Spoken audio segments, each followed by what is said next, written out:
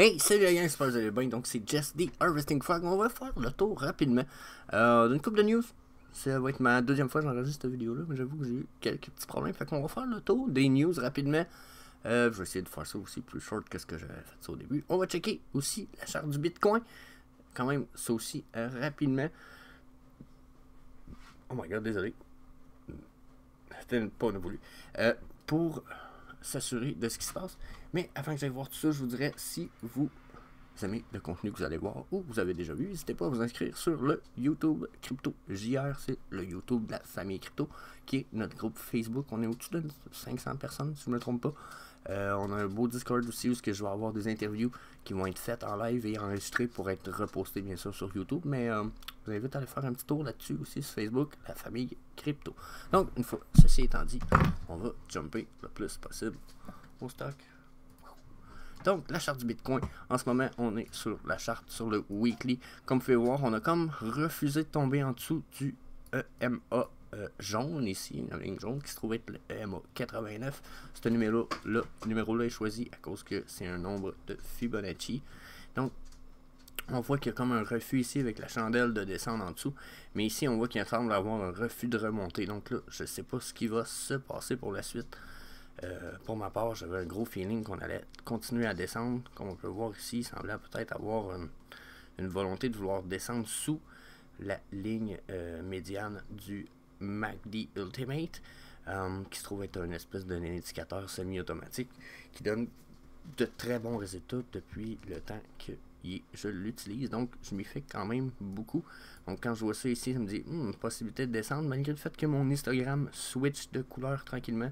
Donc, vous voyez ici, on a comme ce genre de switch-là. Quand on voit des switches de couleur, généralement, ça peut vouloir dire qu'on est en train de changer la tendance. Donc, à voir si on ne va pas se battre ici dans les alentours de 37 000. Malgré le fait que moi, j'ai un gros feeling qu'on va descendre pas mal plus bas. Si on regarde sur le daily, ensuite, j'ai un dead cross qui s'est dessiné ici sur le daily, ce qui personnellement me dirait que c'est pas fini comme descente. C'est sûr qu'on sait très bien qu'un dead cross et un golden cross peuvent se traverser assez rapidement. Regardez, on en a eu ici. Dead cross, golden cross. Donc, qu'est-ce qu'on fait avec tout ça? On attend, puis on évalue, puis on se donne le plus de probabilité dans les deux sens. Dans la mesure où on évalue si ça monte par là, on se crée un plan, puis si ça descend par là, on crée un autre plan. Donc, personnellement, je pense qu'on va suivre la ligne de tendance qu'on voit là pour encore un petit moment. Je pense qu'on pourrait même descendre dans les 20 000, ce qui serait d'aller s'accoter sur le EMA 255 de mon Fibonacci, dans le fond de mon EMA, qui se trouve être le niveau 255 de Fibonacci. Peut-être je pourrais le changer pour un 200 pour qu'on voit un petit peu rapidement où ce qui pourrait descendre. Oh, mon EMA ici, je croyais que c'était un 89. Je vais le rechanger. J'aime beaucoup plus le 89. Puis ici, on va mettre le 200 juste pour tester en ce moment. Vous voyez, regardez, le 200, là, ça me donnerait 24-25 000 pour lui. Ah, puis voyez-vous, là, en ce moment, moi, personnellement, là, ça me dit qu'on n'a pas refusé, mais plutôt qu'on est en plein combat pour savoir si on va se battre contre le EMA 89. Quand on l'a mis à 100, il se trouvait être plus haut, si je me trompe pas. On va le replacer, on va le voir. Donc, si je le remets à 100... Ah, c'est ça. Et donc, vous voyez, si on se fie au EMA 100, qui selon moi est peut-être un peu moins fiable. Moi, je suis un gros amateur du Fibonacci number. On avait refusé de descendre sous le EMA 100. Mais si on se met à 89, un petit peu, si on se met à 89, personnellement, ça m'indique une grosse bataille. C'est pas confirmé. On n'a pas refusé encore la chute totalement. Au contraire, on refuse aussi la montée. Quoique là, on a fait un high plus haut que l'autre, puis un bottom plus haut que l'autre aussi. Peut-être que, encore une fois, je vais me tromper. Personnellement, j'ai vraiment un feeling qu'on est sur une descente. Je pourrais peut-être enlever les EMA, aller mettre un petit SSL channel. Juste pour voir ce qu'ils nous disent. SSL channel pourrait être en signe de vouloir flipper bientôt. On voit une petite curve un peu comme ça dans la dernière chute, mais on est encore en descendante. Sur le weekly, sur le daily, je suis en montée, mais je sais pas si ça va durer longtemps. Mes lignes semblent pas, ouais, c'est pas certain. Donc ça c'est ce qui est du SSL. Je ne vais pas aller sur le trop court chart période de temps. J'ai l'impression qu'on va voir beaucoup plus de bruit que d'autres choses. Je reste sur le daily, weekly. Je vais faire ça rapidement. Puis si j'enlève le MTF, de toute façon que je vous expliquerai pas, beaucoup plus compliqué. Je vais refaire une charte complète du Bitcoin sûrement pendant à peu près une bonne demi-heure de vidéo plus tard dans la journée. Donc vérifiez la chaîne CryptoGA, vous allez trouver ça là-dessus. Pas mal certain au courant de la journée. Si je viens mettre le RSI pour m'assurer de voir ce qui se passe, regardez en ce moment, j'ai une partie de mon RSI qui est en bande descendante, puis ma médiane, elle, pointe toujours par le bas, même si elle a remonté un petit peu. Mais elle n'a pas fini sa descente, ce qui me dit qu'il y a des bonnes chances qu'elle n'a pas toujours descendu sous sa barre du 30. Mais elle l'a traversé souvent, elle est venue la chercher. Ça fait longtemps qu'on n'est pas descendu sous le 30. D'après moi, on va venir chercher... quoi qu'on vient de le faire ici. On vient de le faire. Ok, on a peut-être fini notre descente. Parce qu'une fois qu'on le touche, d'habitude, on pourra remonter. Oh, le RSI nous indique peut-être une remontée. Puis sur le weekly, par exemple, la médiane me dit clairement que la chute n'est pas finie. J'aime beaucoup mieux me fier sur le weekly généralement, beaucoup moins de bruit la gang. Donc, Bitcoin, ça ressemble à ça. Sinon, on revient pour les news du IRS Office, qui est l'Internal Revenue Service des États-Unis, qui est l'équivalent du bureau des impôts au Canada, au Québec, probablement en Europe aussi. Ce qui s'est passé, c'est qu'il y a un couple qui a été taxé en 2019 sur les 8876 Tezos qui ont gagné pour du staking durant cette année-là. Ils ont été taxés pour 3700$, puis en 2020, ils ont, avec l'aide de la Proof of Stake Alliance, qui a l'air d'être une alliance de personnes qui font du Proof of Stake, ont fait une espèce de plainte puis une demande en cours à ce que ça soit révisé et à ce qu'il leur soit remboursé. Puis ça a été accepté. Donc au bout de la ligne, ce que ça veut dire, c'est que pour l'instant, même si les États-Unis semblent vouloir réglementer les cryptos en cours, ce qui se passe, c'est qu'il a été refusé de taxer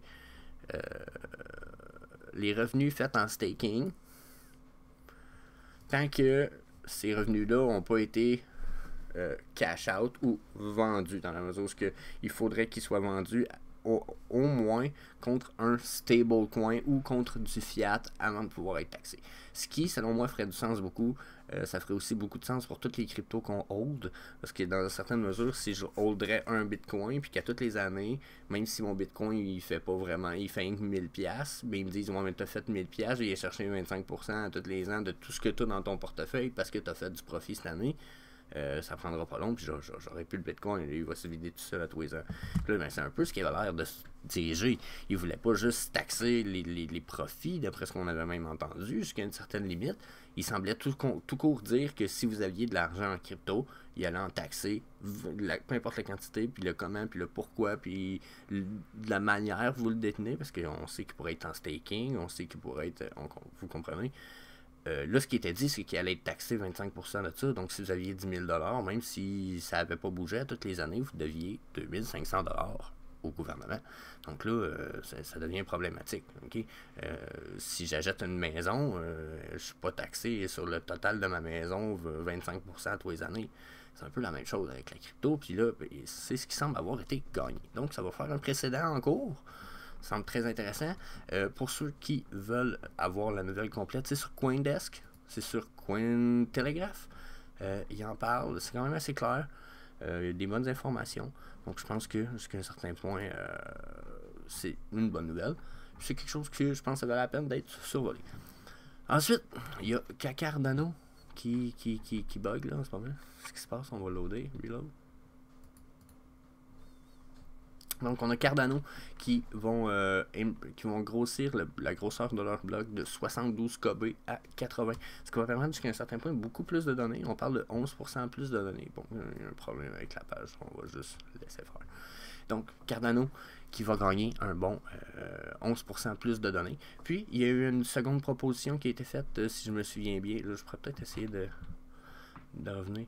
Qui a été faite. Bon, il y a aussi une autre proposition qui a été faite. Bon, c'est ici, c'est ce que je parlais, la grosseur des blocs, qui va être grossi. Puis ensuite, il y a une autre proposition qui a été faite qui va bouger pour ce qui est de la mémoire du Plutus System, qui est un des systèmes de Cardano, qui va permettre au smart contract de la blockchain de réagir plus vite, parce que le script de la mémoire par unité de transaction va permettre de passer de 12,5 à 14 millions. Donc, ça veut dire quoi au bout de la ligne? Ça veut dire juste plus d'efficacité à un taux d'environ une fois encore plus 5 à 10% de plus d'efficacité, question rapidité. Donc, très bien pour Cardano. Personnellement, j'aime pas. J'ai l'impression que c'est une grosse promesse. Puis beaucoup de vent, beaucoup de bruit pour très peu. Mais ça veut pas dire ne pas acheter puis ne pas faire du buy and sell, etc. C'est un projet qui bouge tellement que le potentiel de faire de l'argent est là. C'est à savoir ce que le projet a vraiment un beau futur. C'est là où ce que, personnellement, je drop, je perds. Je m'en vais, j'ai l'impression que la crédibilité full camp. Donc, ensuite, on va y aller avec Tezos, quand même de quoi de rapide pour Tezos, mais des bonnes nouvelles. Dernière année qui s'est passée, Tezos a boosté pas mal. On parle de transactions pour des smart contracts par mois. Il était à moins de 10 000 en janvier 2021. On est passé à plus de 50 000 transactions par jour à propos des NFT. Plein de bonnes nouvelles, regardez. En rouge, c'est toutes les transactions qui ont été faites puis qui contenaient des smart contracts. Puis regardez les spikes, là. Les spikes sont respectés dans les autres parties du graphique, là. Si on regarde les spikes du rouge, on les a, là. OK? Donc ça, c'est des méchantes bonnes nouvelles.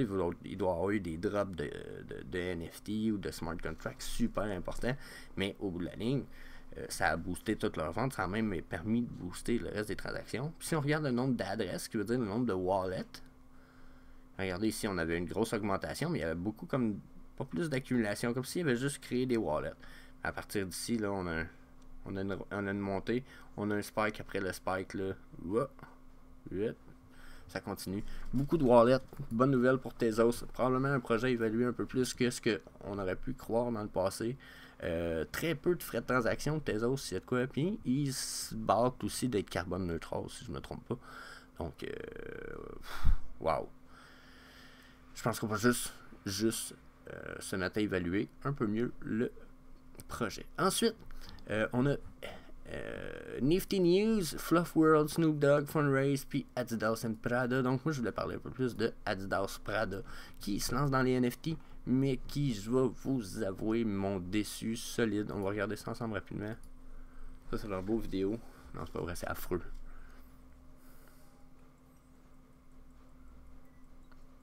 Wow.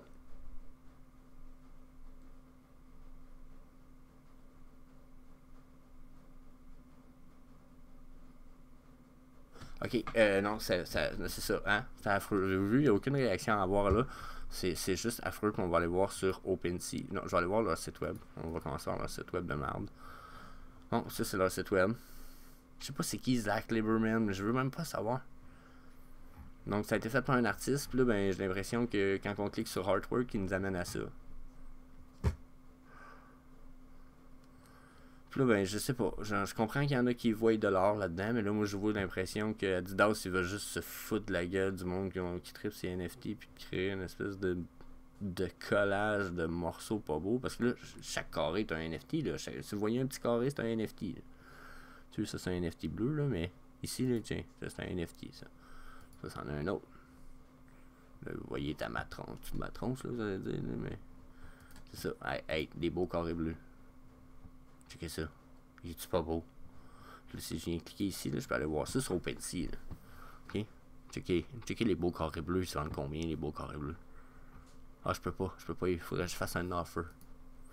Je veux dire, c'est ridicule. C'est 0.33, c'est genre 800$ pour ça. On parle de. Ça, pour vrai, j'ai l'impression que c'est une blague. Je comprends pas. Je sais pas. C'est peut-être le style de l'artiste. Puis l'artiste, lui, est super connu. Puis super cool. C'est moi qui n'ai pas compris. Mais Adidas, il aurait pu au moins nous donner des morceaux de linge, de quoi. Je sais pas, il aurait pu faire de quoi de quoi qui fit avec leur marque de commerce, non? C'est moi qui n'ai pas compris? C'est sûr que c'est moi qui n'ai pas compris. Fait que c'est ça. Si vous savez de quoi c'est quoi qui se passe avec Adidas, tenez-moi au courant parce que moi je ne comprends pas en tout comment hein? 275$. Ben oui. Ben oui, ouais, je vais aller payer ça.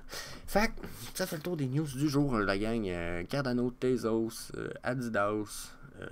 Il y a Google aussi qui se lance dans le Web 3.0 aussi. Donc, allez voir ça. On va sûrement y revenir un peu plus tard. Mais pas aujourd'hui. So, je vous laisse là-dessus. C'était mon petit tronçon news d'idées. Puis, peace.